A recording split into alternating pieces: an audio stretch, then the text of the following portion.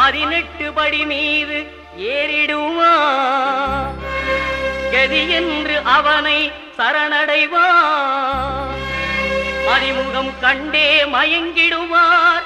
ஐயனை துதிக்கையிலே தன்னையே மறந்திடுவார்.